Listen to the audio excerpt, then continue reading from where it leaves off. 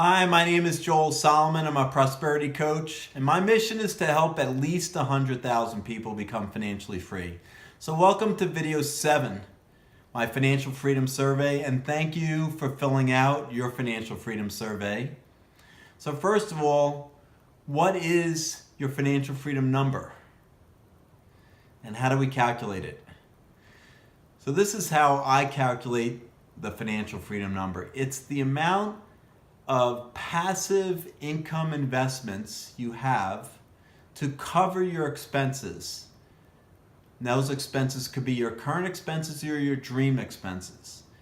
But those passive income investments cover your expenses so that you don't have to work if you don't want to. So let me give you an example. Your passive income investments are $1 million. If they can generate 6% return per year, which is pretty conservative over long periods of time, that would generate $60,000 of income per year.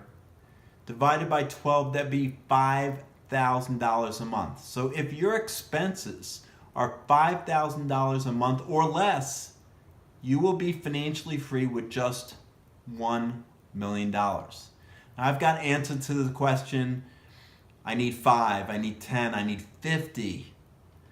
Now for $50 million, that's 50 times that $5,000 monthly expense. So your monthly expenses would have to be $250,000 for your financial freedom number to be $50 million. Yes, it's possible you have some big dreams. It may be possible that you want to own that jet and own that retirement place on the island of the Maldives. But generally, I'd say for most people, the number is pretty close to $1 million. Maybe it's 5, maybe it's 3. It's pretty unlikely to be 50. So that's your financial freedom number. Calculate your monthly expenses and then calculate your dream expenses. And even if they're double or triple that $5,000, it's $3 million is your financial freedom number. Now, the other part of that financial freedom survey is all about childhood memories and what did you learn from your parents about money? Truthfully, the answer is very few of us were taught specifically about money. We're sat down with our parents and told this is how we have to deal with money. It was very rare. So we learn through osmosis. We learn by watching, by seeing how they said things and did things. How my parents would say, we can't afford that. Money doesn't grow on trees.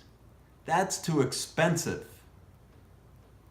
Instead of saying, well, that's not a priority for us right now. If there was something that was $20 or $30 or $40, I was told it's too expensive, as opposed to, we can afford it, but it's not a priority for us to spend the money on right now. So what were you taught growing up around money? I ask a series of questions in the Financial Freedom Survey. Do you remember your parents as being savers or spenders? Because what you watched, you tend to become. Did your parents have arguments about money? Maybe because of that, you will attach to money arguing. And it'll be really hard to accumulate money because you'll attach a negative emotion to money. So did you remember your parents as investors? Shrewd investors, not investors?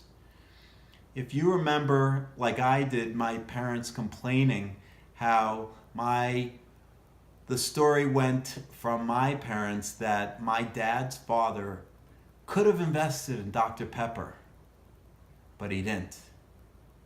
Missed opportunities. That was replayed over and over again about the stock market.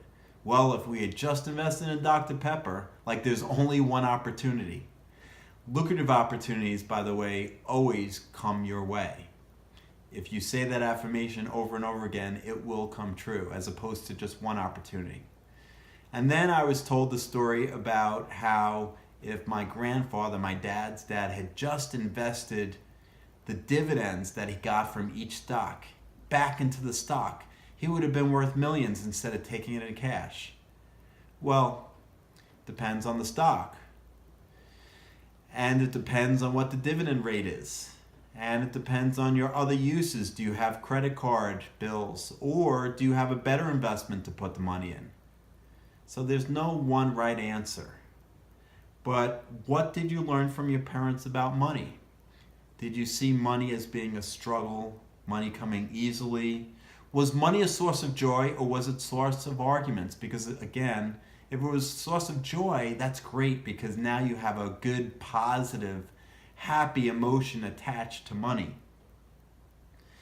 Then I ask, what are your current beliefs around money? Do you believe your mindset is set for success? Do you believe you're worthy of massive wealth? Because everyone is. We were born abundant, born rich, and we were born to have as much abundance in our life as we want.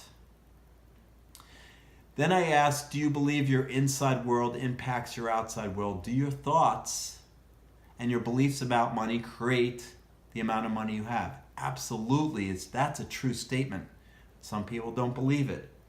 Some people believe you should save money for a rainy day.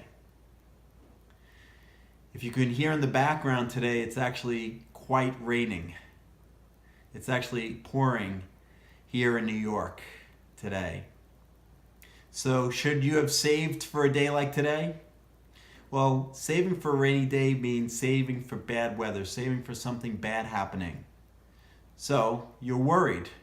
And I tell my clients, worry is negative future planning. You're thinking about what you don't want to happen. So you're scared, you're worried. If you live in fear that you have to put money aside for that bad thing to happen, well, more than likely the bad thing is going to happen. That's the law of attraction. So, what else do you believe about money? Some people have literally come to me and said that rich people are criminals. That's one of the statements I make. Is it true or false? They say it's true. Well, it's going to be really hard to get rich if you believe that rich people are criminals because you believe you have a good soul. So going through this financial freedom survey will set you on a path to know where you are in terms of your belief system, how you were brought up around money, and how close or far away you are from financial freedom. So that's video 7. Video 8 in the series will be, what are the items to create happiness with regards to money? What are the items to create level 10 happiness with regards to money? So that'll be the next video. So thanks for watching. I believe in you.